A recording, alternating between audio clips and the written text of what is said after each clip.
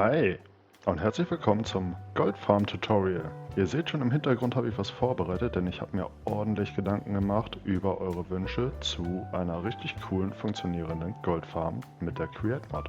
Doch bevor wir dazu kommen, wie die 3 guten Stücke hier funktionieren, denn ich habe mir ordentlich Gedanken gemacht, schauen wir uns einmal an, wie der Weg zum Gold mit der Create Mod aus Bruchstein überhaupt ist. Also habe ich den großen Cobblestone Generator ausgepackt, den da. Cobblestone wird gecrushed, wird zu Kies. Kies wird gecrushed, wird zu Sand und nebenbei bekommen wir Flint und die Tonklumpen. Kies geht direkt in die Lava und wird weggeschmissen. Der Sand wird gewaschen und dann bekommen wir nochmal Tonklumpen heraus. Und diese beiden Tonklumpen werden gepresst zu Tonblöcken. Diese Tonblöcke müssen wir brennen, daraus bekommen wir Keramik bzw. Terrakotta. Terrakotta müssen wir wieder crushen, durch die Crushing Wheels jagen und daraus bekommen wir roten Sand. Diesen roten Sand müssen wir einmal waschen, daraus bekommen wir Gold Nuggets und tote Büsche. Die toten Büsche, die gehen direkt in die Lava rein, weil die brauchen wir nicht. Die Gold Nuggets werden über die Presse gepresst zu Goldbarren. Und das, meine Damen und Herren, war der einfache Teil. Wie gesagt, ich habe mir ordentlich Gedanken gemacht, wie wir aus Bruchstein hier solche tollen Goldblöcke machen können. Und bevor ich euch jetzt zeige, was das Ergebnis ist, drückt den Like-Button, drückt den Abo-Button und aktiviert die Glocke, damit ihr nichts mehr verpasst. Also, ich habe mir Gedanken gemacht, habe den großen Cobblestone-Generator aus dem Lager geholt und habe mir Gedanken gemacht, wie können wir das am besten herstellen. Und das möchte ich euch jetzt zeigen. Also die Option 1 hier, großer Cobblestone-Generator, 1, 2, 3, 4 Crushing Wheels unten drunter. Die ersten beiden hier werden nur mit Kies und Bruchstein gefüttert. Die anderen beiden hier mit Kies und mit Keramik. Alles wird hier unten über das Förderband und durch die 3 Tunnel hier aufgeteilt und geht wieder hier hoch. Auf der Seite hier haben wir den Messingtrichter, der spuckt alles aus, was zum Waschen ist, sprich Sand und den roten Sand und alles andere auch, was zum Waschen runter muss, und das wird hier durch den kleinen Superwasher gewaschen. Darunter fällt es dann runter hier in das Becken. Darüber ist die Presse.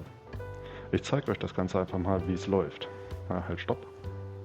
Hier oben. Und einmal an. Es ist noch genug Cobblestone innen drin. Der wird hier durchgecrushed und geht dann hier unten auf die Förderbänder rauf. Da seht ihr das ab und zu. Hier wird es durchgeschmissen. Und hier drüben seht ihr die Tonklumpen, wie sie hochgehen. Und dann darunter direkt zu Keramik gebrannt werden. Die gehen dann rein, fallen dann hier nochmal runter, werden wieder aufgeteilt, der rote Sand geht runter, wird wieder hier unten werden die Gold Nuggets gepresst. Und hier in dem Filter, da werden die Feuersteine und die toten Büsche voided, in die Lava geschmissen und raus kommt am Ende reines Gold. Diese Version ist recht kompakt, braucht auch nur 21.000 Stress Units und liefert uns ungefähr 100 Goldbarren die Stunde. Diese Version der Goldfarm ist mit 21.000 Stress Units und 100 Goldbarren die Stunde recht effizient und braucht gar nicht so viel Stress Units, aber hat eine relativ geringe Produktionsrate. Schauen wir uns die zweite Variante an. Die Variante 2, hier seht ihr schon, ebenfalls der große Cobblestone Generator. Und hier unten ist ein bisschen mehr Platz benötigt. Auf dem Belz liegen noch genug Cobblestones, um es euch einmal zu zeigen, also werfen wir das gute Stück einmal an. Bei der Variante hier brauchen wir um die 72.000 Stress Units und bekommen das Doppelte, also ungefähr 200 Goldbarren die Stunde heraus. Wie gesagt, Bruchstein wird produziert, der ist im Moment aus, wird ausgegeben, wird durchgecrushed zu Kies, der Kies wird zu Sand gecrushed. Der Sand wird hier gewaschen und weitergegeben.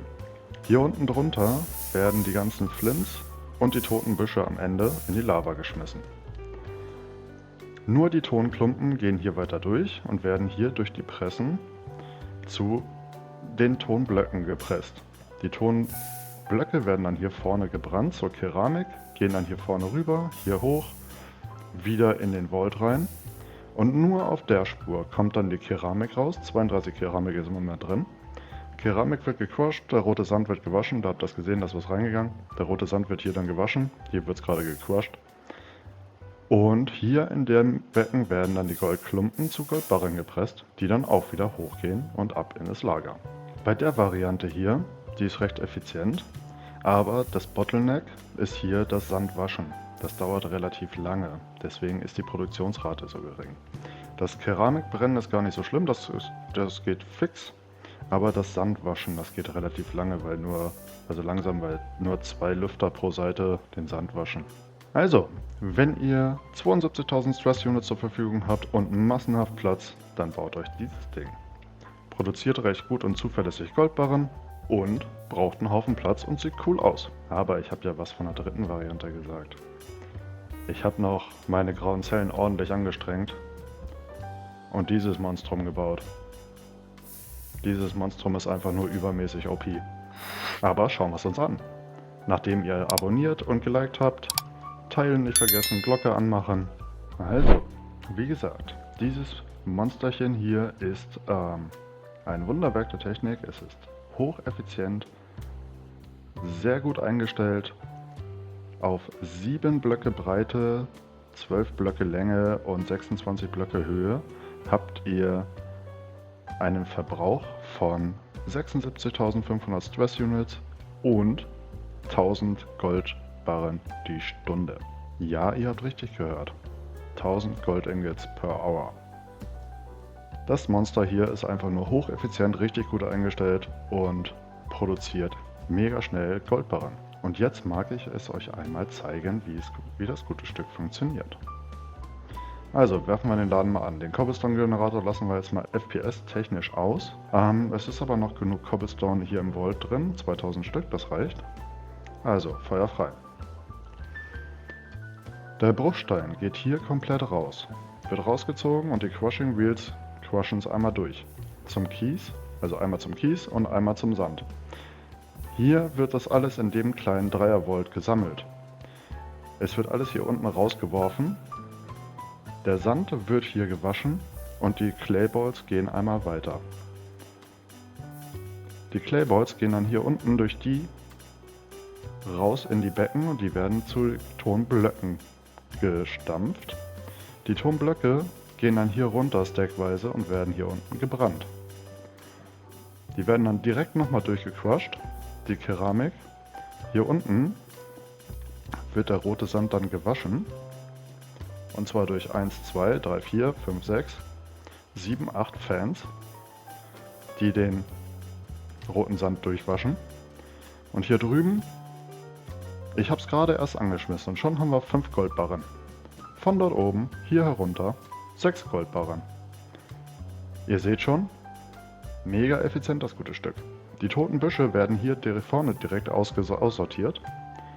Und die Feuersteine werden hier aussortiert, auf der anderen Seite. Und direkt in den Lava Cauldron, also in den Lavakessel geworfen. Die Crushing Wheels laufen auf Full Speed. Die Lüfter hier auf 2 Stress Units. Schaut euch doch mal mein Video zum Superwasher Super Smelter an. Das hier ist die kleine Variante davon und die ist mega schnell. Genauso hier unten wie der Washer hier ist der Smelter hier unten genauso eingestellt. Die Lüfter laufen auf 2 Stress Units und der Rest läuft alles auf Full Speed, weil es halt auch nötig ist. So, die beiden Crushing Wheels laufen auch auf Full Speed. Die hier genauso wie meine beiden Smelter, also der Smelter und der Washer hier oben. Wusstet ihr übrigens, dass wenn ihr hier den Belt waterlockt und von unten, rechts, links, vorne, hinten und oben die Lüfter drauf pusten lasst, dann werden die Items da drauf auch gewaschen. Und wie gesagt, hier kommen dann die Goldbarren raus, 14 Goldbarren aus 2000 Bruchsteinen. Und dieser Bruchsteingenerator produziert ja nun einmal 300.000 Bruchsteine die Stunde. Also ist diese Goldfarm hocheffizient, super duper eingestellt. Und jetzt zeige ich euch noch schnell, was ihr beachten müsst, wenn ihr das gute Stück mit der Schematik setzt. Denn ich habe hier natürlich für euch eine Schematik vorbereitet. Also, wenn ihr das gute Stück hinsetzt, dann sieht das ja erstmal so ganz cool aus. Wie gesagt, 7 Blöcke breit, 12, 13 Blöcke lang und 26, 27 Blöcke hoch. Die könnt ihr sauber in der Erde versenken oder einen Turm drumherum bauen, da ist eurer Kreativität freier Lauf gelassen. So, wenn ihr die jetzt setzt, solltet ihr sie rotieren, dann schaut vorher mein Video Schematic kennen und ihre Fehler an. Denn dann müsst ihr auf jeden Fall die Filter kontrollieren, ob die Filter alle noch da sind, wo sie hingehören. So, zurück zur Schematik. Wenn wir jetzt mal hier auf Drucken gehen und oder ihr das in der Schematik-Kanone alles platzieren lasst, danach gibt es noch ein bisschen was zum Tun. Fangen wir oben an. Beim Cobblestone-Generator kontrolliert, ob alle Pumpen richtig rumsitzen. Also sprich, der Pfeil muss nach unten zeigen. Wenn ihr das gemacht habt, brauchen die natürlich noch Wasser. Die Pumpen können gewaterlockt werden. Jede dritte. Schön die Falltüren wieder zumachen. Und auf dieser Seite die eine. Zack, und schwupps verteilt sich überall das Wasser. Ihr seht schon hier oben die Multikonstruktblöcke, die haben es mal wieder in sich. Ein weg, zwei weg, drei weg. Die ganzen, die geglitscht sind, einfach einmal wegmachen und dann darauf achten, dass ihr hier wieder das 3x3 Pattern zusammenbekommt. So, 1, 2 und den dritten. Ihr könnt prüfen, indem ihr mit der Wrench darauf rechts klickt, ob ihr hier 3 Fenster bekommt, dann ist alles richtig gemacht. Dann muss hier noch ein Lava-Eimer rein und hier auch und hier auch. Wenn ihr das Ganze im Survival macht, dann nehmt euch einen Abfluss, eine Pumpe, ein Zahnrad und eine Kurbel und dann könnt ihr damit den einen Lava-Bucket in die Tanks reinpumpen. Gut, sobald das geschehen ist, müssen wir uns hier um den Vault kümmern. Ihr seht schon, hier sind die Blöcke ein bisschen glitchy. Zack. Ganz einfach 2 rausnehmen und wieder reinsetzen, dann ist da wieder einer. Die Glasblöcke hier drumherum habe ich einfach nur drum gemacht, damit ihr seht, was dahinter ist. Die könnt ihr durch was anderes ersetzen oder einfach weglassen, je nachdem. Die Falltüren hier oben natürlich nicht, weil ansonsten läuft euch das Wasser die ganze Zeit runter. So, dann ist die Cobblestone-Generation fertig. Kontrolliert hier die Filter. Hier zwischen habe ich keine Filter, da sind nämlich nur normale Schächte. Das nächste, was wir machen müssen, ist hier unten die Laubblöcke mit Wasser füllen. 1, 2, 3 und wenn ihr hier zwischendurch kommt, 4. Damit der Washer auch gemütlich waschen kann. Hier gibt es nicht viel groß zu beachten, die Filter sollten alle richtig sein. Wenn ihr die mit der Schematic Cannon setzt, ist hier keine Lava für den Smelter. Das ist ganz einfach. Hier in der Ecke einmal Lava platzieren, die läuft hier drumherum und die Lüfter pusten durch, das passt, das funktioniert. Hier noch in den Kessel Lava rein und hier oben noch Lava rein, damit die Feuersteine und die toten Büsche auch sauber weggelöscht werden. Und dann ist eure Farm ready to go. Eins habe ich noch vergessen, ihr müsst natürlich auch hier den Vault einmal abbauen und wieder platzieren, genauso wie hier drunter. Einen weg, einen hin und dann funktioniert das Ganze auch. Und nachdem ihr die Vaults alle kontrolliert habt und das Wasser und die Lava gesetzt habt, dürft ihr natürlich nicht vergessen, hier und hier den Lüfter einmal abzubauen, mit einem Wassereimer den und den Belt zu waterloggen und dann die Lüfter wieder dran zu setzen. Denn ohne das wird der rote Sand nicht gewaschen. So, jetzt kontrollieren wir einfach einmal schnell, ob alles richtig rumläuft. Wir drehen die Drehzahl ein bisschen runter, dann sehen wir es besser und machen den Hebel aus. Genau, die laufen richtig rum. Das Förderband geht in den kleinen Tresor rein, das hier auch. Bei denen hier ist es egal, ob sie saugen oder pusten. Genauso wie bei, wo sind sie hin? Bei denen hier, bei den Vieren, bei denen ist es egal, ob sie saugen oder pusten. Die pusten so langsam, dass sie die Items erreichen, aber nicht bewegen. Also der Belt hier läuft hier rüber. Das sieht doch alles sehr gut aus. Hier unten geht es auch in die richtige Richtung. Also Geschwindigkeit wieder hochdrehen, den Cobblestone-Generator anmachen und zuschauen, wie diese kleine Farm Cobblestone generiert und am Ende hier unten Gold rauskommt. Und in diesem Sinne, habt viel Spaß mit dieser grandiosen Goldfarm. Lasst einen Like da, lasst ein Abo da, wenn noch nicht geschehen. Und ich freue mich aufs nächste Mal. Bei Fragen, Sorgen, Nöten, Anträgen einfach in die Kommentare schreiben. Da erfahrt ihr alles, was ihr wissen müsst. Bis dahin, ciao.